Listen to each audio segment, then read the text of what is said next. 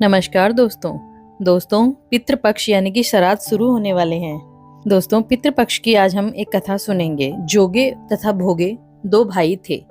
दोनों अलग अलग रहते थे। जोगे बहुत ही धनवान था और भोगे बहुत ही गरीब निर्धन था।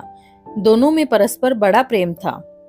जोगे की जो पत्नी थी उसको धन का अभिमान था, किंतु जो भोगे की पत्नी थी वो बड़ी ही सरल हृदय की थी।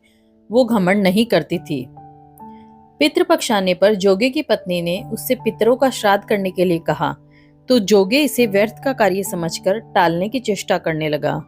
किंतु उसकी पत्नी समझती थी कि यदि ऐसा नहीं करेंगे तो लोग बातें बनाएंगे। फिर उसे अपने मायके वालों को दावत पर बुलाने और अपनी शान दिखाने का यह उचित अवसर लगा। अतः वह बोली, आप शायद मेरी परेशानी की वजह से ऐसा कह रहे हैं, किंतु इसमें मुझे कोई परेशानी नहीं होगी। मैं भोगे की पत्नी को बुला लूंगी, दोनों मिलकर सारा काम कर लेंगे। फिर उसने जोगे को अपने पीहर न्योता देने के लिए भेज दिया। दूसरे दिन उसके बुलाने पर भोगे की पत्नी सुबह सवेरे आकर काम में जुट गई। उसने पूरा भोजन तैयार कर दिया, बहुत सारे पकवान बनाए, फिर सारा काम खत्म करके अपने घर आ गई। आखिर उसे भी तो अपने पितरों का श्राद्ध तर्पण करना था। इस अवसर पर न जोगे की पत्नी ने उसे रोका न वह रुकी। शीघ्र ही दोपहर हो गई। पितर भूमि पर उतरे। जोगे भोगे के पितर पहले जोगे के यहाँ गए तो क्या देखते हैं कि उसके ससुराल वाले वहां भोजन पर जुटे हुए हैं। निराश होकर वे भोगे के यहाँ आए।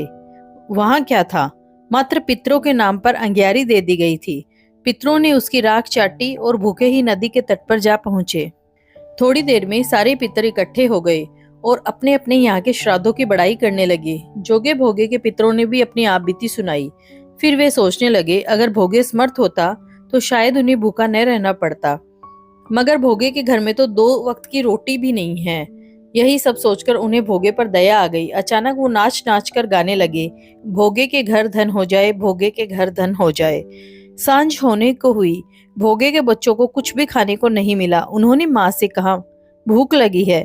तब उन्हें टालने की गरज से भोगे की पत्नी ने कहा, जाओ आंगन में जो देगची रखी है उसे जाकर खोल लो और जो कुछ मिले बांटकर खा लेना। बच्चे वहां पहुंचे तो क्या देखते हैं कि देगची मोहरों से भरी पड़ी है। वे दौड़े दौड़े माँ के पास पहुंचे और उसे सारी बात बताई। आंगन में आकर भोगे की पत्नी ने यह सब कुछ देखा तो वह हैरान रह गई। इस प्रकार भोगे भी धनी हो गया, मगर धन पाकर वह घमंडी नहीं हुआ। दूसरे साल का पितृपक्ष आया। श्राद्ध के दिन भोगे की स्त्री ने 56 प्रकार के व्यंजन बनाए। ब्राह्मणों को बुलाकर श्राद्ध किया, भोजन कराया, दक्षिणा दी। जेठ जेठानी को सोने चांदी के बर्तनों में भोजन कराया। इससे पितर बड़े प्रसन्न तथा तृप्त हुए।